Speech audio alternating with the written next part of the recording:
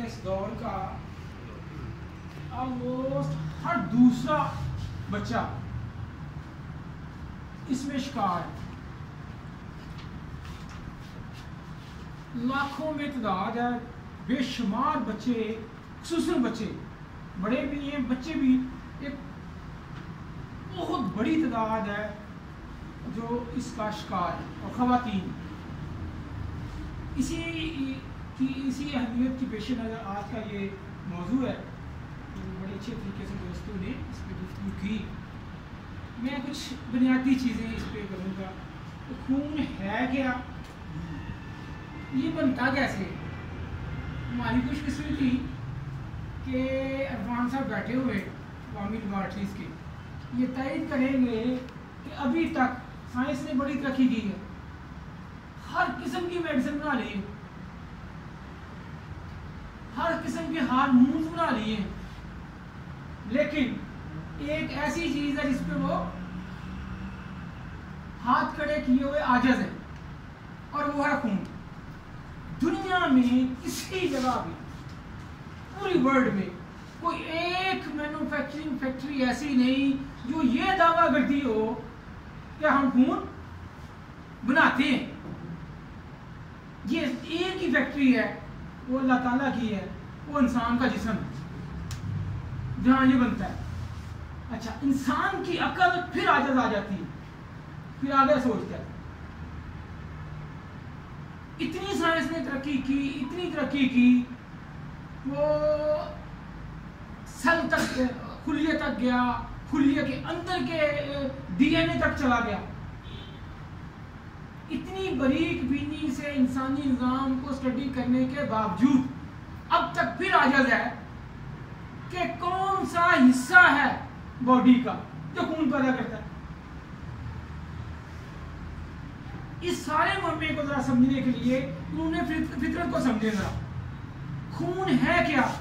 हमारी तिब के मुताबिक खून कोई सिंगल खल्क नहीं है, किसी एक खल्क का मजमुआ नहीं है। इसमें सोदा भी है, सफरा भी है, बलगम भी है, और खून इटसेल्फ भी है। खून के अपने ज़र्रात भी हैं। जब ये किसी वाहिद मुजर्रद चीज का नाम नहीं है, ये सारी चीजें मिले तो फिर खून बनता है। अब खून, अब मैंने बताया दुनिया में कोई ऐसी मेडिसिन नहीं है जो खून हो, ठीक है। और खून बनाने वाला भी केमिकल कोई नहीं है। मैं अगली बात भी कही, वो भी नेचुरल चीजों से ऑब्जेक्ट किए हुए कुछ अज्जा हैं जो खून बनाने का सबब बन जाते हैं, लेकिन वो भी नेचर से लिए हुए। यानी कि अगर कोई खून बनाने की चीज है तो वो भी फितरत की दी हुई, अता की हुई गजा है। खून सिर्फ गजा से बनता है। जब गजा से हम तय हो गया कि गजा से खून बनता है, तब देखना है कि गजा से खून कैसे बनता है।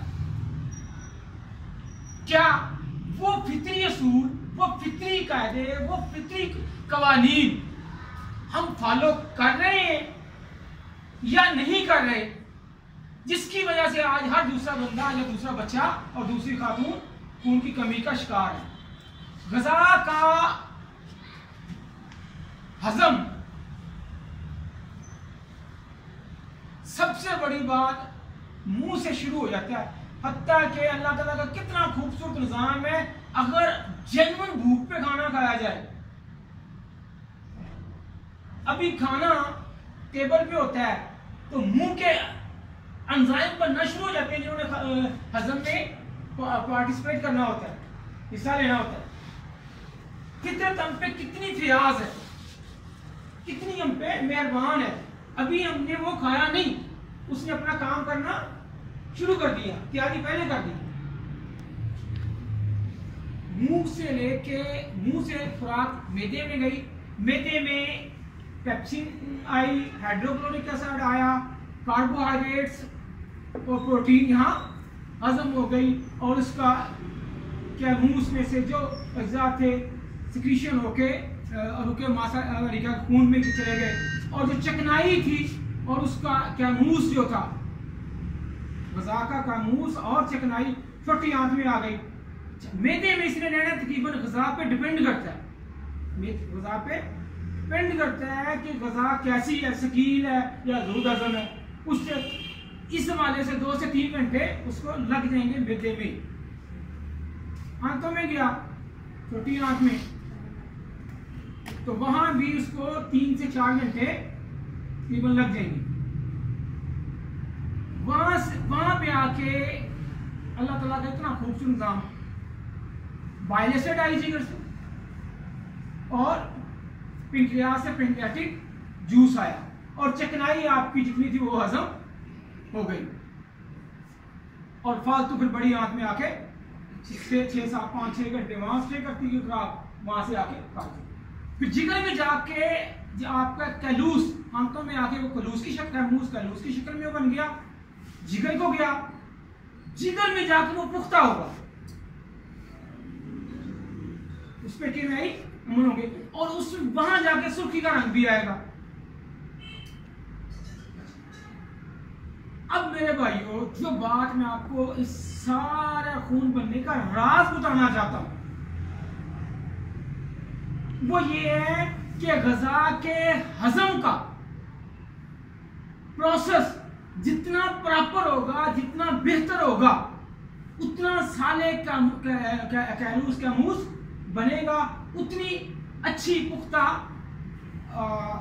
जिगर काम करेगा और वो खून का हिस्सा बढ़ेगी। उसके लिए राज की बात यह है कि आप इस प्रोसेस को मुयस्सर करने के लिए, बेहतर करने के लिए फितरत का असूल और इस्लामी असूल और तिब्बे नबी सल्लल्लाहु अलैहि वसल्लम के अहकामात, एक खुराक बगैर भूख के खाना ना खाएं। जब आप बगैर भूख के खाना खाएंगे, पहले वाली ग़िज़ा अभी हजम नहीं हुई होगी, आपने मैदे को और एक्स्ट्रा काम दे दिया, उसकी तवज्जो पहले से हटके इधर हो जाएगी, तो नतीजा क्या निकलेगा? साले का मूस नहीं बने। बगैर जरूरत के खाई हुई खुराक खून बनने के बजाय बीमारी का सबब बनेगी। ये बात है मामूली, लेकिन इसके असरात बहुत ज्यादा हैं। बगैर भूख के नंबर 1, बगैर भूख के खाना नहीं खाना और पीना भी नहीं है। बगैर प्यास के पीना नहीं, बगैर भूख के खाना नहीं। 6 घंटे से छोड़ के 10 घंटे क्यों ना गुजर जाए, 12 घंटे क्यों ना गुजर जाए, 14 गुजर जाए, उस्ताद मोहतरम फरमाते हैं 2 दिन ही क्यों नहीं गुजर जाए, ताकि पहले वाली ग़िज़ा अच्छी तरह हजम होके जिस्म का पार्ट ऑफ बॉडी बन जाए, जिस्म का हिस्सा बन जाए, फिर आप दूसरी ग़िज़ा लें। उसकी एक अल्लाह ताला ने खुद ही निशानी रखी हुई है, आपको किसी से पूछने की जरूरत नहीं है। जब भूख लगती है शदीद, तो ये ऐलान है, ये साइन है, ये अनाउंसमेंट है कि पहले वाली हजम हो गई है, अब आप और ले सकते हैं। लेकिन अगर पहले वाली हजम नहीं हुई, एक झूठी भूख होती है। जब हम आदी हैं, यूज्ड टू हैं सुबह को नाश्ता करने की, वो तबीयत, वो टाइम आएगा, तबीयत उसका तकाजा करेगी, बवजह यूज्ड टू होके, आदत की वजह से वो वक्त गुजर जाता है, भूख भी खत्म हो जाती है। इसी तरह हम आती हैं दोपहर को खाना खाने के, दोपहर को वो आदत जो है आपकी, वो तकाजा करती है कि कुछ ना कुछ लिया जाए। ये भूख भी झूठी भूख है। रात को आदत है, मामूल है, साल से हम एक चीज वक्त पे खा रहे हैं, उस वक्त तबीयत वक्ती तौर पर तकाजा करती है, आदत तकाजा करती है बल्कि। तो ये वाली आदत जो है, ये जेन्युइन भूख की अलामत नहीं है। जेन्युइन भूख वो है जिस तरह रोजे अफ्तारी के वक्त आपको जिस्म तकाजा करता है, उस वक्त खाई हुई। एक बात यकीन करें, खून की कमी बिला वजह अंधाधुंध खाना खाना है, खुराक उस साले बनती नहीं, एक वजह। दूसरा, one dish, one time one dish. एक वक्त में एक किस्म का खाना खाना, एक वक्त में 10 किस्म की चीजें खा लेते हैं जो मुतजादुल मजाज होती हैं, तो उसका क्या मुंह साले बनेगा या फासिद? डेफिनेटली फासिद बनेगा, आपस में उनका कॉम्बिनेशन ही नहीं है। तो ये इस दौर की बहुत बड़ी एक वजह ये भी है, बेवकत हम खाते हैं, बेतुका खाते हैं, बेतहाशा खाते हैं, ये सारी हम और मुख्तलिफ चीजें खाते हैं, मजाजन जो एक दूसरे के तत्वीक नहीं करती, जिसकी वजह से हमारा जो खून का बनना है वो साले नहीं रहता, फासिद बन जाता है। बगैर जरूरत से खाई हुई खुराक जो है वो बीमारी का सबब है साले। तीसरी बात, वो मेरे भाइयों, अंसर भाई भी आप सब कहते हैं, हकीम साहब भी कहते हैं, अभी आप मैंने बताया खाना उधर है तो इंतजाम बनना शुरू हो गए हैं, आपको डिप्रेशन होती है तो आपको बीमारी लगती है, आपकी थिंकिंग नेगेटिव होती है तो बीमारी लगती है। हमारे नफ्सियात के पास चले जाओ ना तो वो कहता है सारी बीमारियां नफ्सियात की हैं। आपकी थिंकिंग, आपके अखलाक पे सरनाज होती है। इसलिए दोस्तों हराम की रोजी बताना ये चाहता हूं, हराम का कमाया और इज्जत कभी साले खल्क पैदा नहीं कर सकता। 2 नंबरी से, धोखे से, फ्रॉड से, गरीब का खून चूस के कमाया हुआ रिज़्क कभी साले खून नहीं पैदा करेगा, वो बीमारी ही पैदा करेगा। 3 चीजें होगी, समझ आ रही है या मैं वैसे अभी तो मैं कह रहा हूँ, ठीक है? अच्छा अच्छा, फिर दूसरा मेरे भाइयों आपके बीच ये 3 चीजें हो गई। खून किसी एक खल्क का मजमुआ नहीं है। अब अखलाक पे आ जाए, हम ये कहते हैं खून बलगम का है, वो कहते हैं वाइट सेल का, वाइट सेल। हम कहते हैं खून में सुफरा है, ठीक है जी, वो होमोग्लोबिन क्या देते हैं। अब मैं तस्वीर करने लगूं, मैं भी रहा है, अच्छा वो हम कहते हैं सोजा है तो आरबीसी का रहते हैं, ब्लड सेल, ठीक है जी। तो प्लेटलेट्स होते हैं जो जोड़ने का जमात का काम करते हैं, ठीक है जी। तो वो भी किसी ना किसी खाते में जाएंगे, क्योंकि वो जोड़ने का काम करते हैं, तो मेरे ख्याल में वो अलहाकी मादे में ही आएंगे, और वो मेरे भी राइट और रॉन्ग की। तो अच्छा, तो उसकी खल्क को देखना होगा, उसके लिए हमें जरूरी है मजाजशनासी, जैसे अंसर भाई ने बताया और दूसरे साथी बता रहे हैं। जिस खल्क की कमी होगी उसी को पूरा करेंगे तो फिर ही खून पैदा होगा, वरना नहीं। जब इसके असर में जिगर भी हिस्सा लेता है, कब्ज़ कुलिया है, तो कैसे खून सही पैदा होगा? जब इसके अंदर सारे ऑर्गन हिस्सा लेते हैं, जब एक मशीन में जो प्रोडक्ट तैयार होती है उसके सारे पुर्जे दुरुस्त हो तो फिर ही वो प्रोडक्ट बनती है। एक भी अगर वो ठीक ना हो तो कभी नहीं बन सकती। अब आ जाए फॉलिक एसिड कैल्शियम पे। पूरी दुनिया में खून की कमी के लिए सिर्फ वो अखलाक का, वो मजाज का लिहाज नहीं रखते, और आधा धुंध बताना ये चाहता हूं, जो वो इलाज करें वही इसकी सबब है, वही इसका सबब है। बताना ये चाहता हूं, फॉलिक एसिड अंधाधुंध दिए जा रहे हैं, कैल्शियम अंधाधुंध दिए जा रहे हैं, जिसका नतीजा ये होता है कि आपकी स्प्लीन को ओवरवर्क करना पड़ता है, तहाल बढ़ जाती है। ओवरवर्क करने के वजह से वो सलाबत का शिकार होती है। सलाबत का जब शिकार हुई तो जो उसने रिपेयरिंग का काम करना था खून का मुर्दा, ये फितरी तौर पे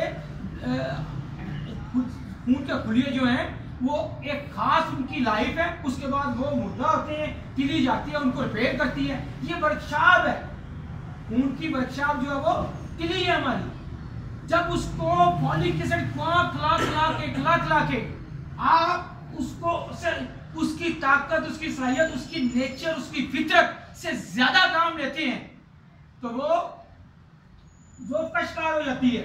फिर उसका काम मुतासर हुआ, जब मुतासर हुआ उसको जो जेन्युइन उसने काम करना था उसकी कुव्वत कम हुई तो सलाबत का शिकार हुई और उसके बाद उसने अपनी उसकी वर्किंग मुतासर हुई। अब जो रिपेयरिंग का काम था वो तो हो नहीं रहा, तो क्या होगा? खून की कमी।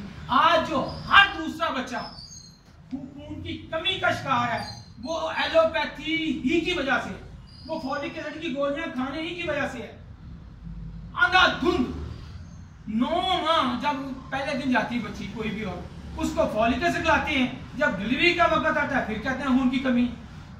जो बच्चों में एनीमिया हो रहा है उसकी वजह 100% यही है। लिहाजा अंधाधुंध एक ही चीज फॉलिक एसिड और हमारे हुक्म हज़रात शरबत फौलाद, यही अंधाधुंध खिलाना, ये कोई हिकमत नहीं है। हिकमत ये है कि उन्होंने फितरत को समझो, उसके अखलाक को समझो, उसकी कमी को देखो, किस चीज की उसमें कमी है उसको पूरा करो। तो अल्हम्दुलिल्लाह हमें फख्र है इलाज बिल ग़ज़ा के साथी, इलाज बिल ग़ज़ा के हुक्म हज़रात, साबर शाहीन फाउंडेशन और साबर रहमतुल्लाह अलैह के बुक्स पढ़ने वाले ये हुक्म हज़रात फितरत के मुताबिक जिस्म में ज़रूरत के मुताबिक इलाज करते हैं। ऐसे लोगों की अज़मत को सलाम, यही लोग इंशाअल्लाह ताला से यही चिराग जलेंगे तो रोशनी होगी इंशाअल्लाह। आप लोगों की ये सेमिनार, ये इंशाअल्लाह ट्रेनिंग वर्कशॉप ये जारी रही इंशाअल्लाह ताला से। आप ही लोग हैं जो इस महाज पे लड़ रहे हैं। अल्लाह तबारक तआला हमें इस पे कम्युनिटी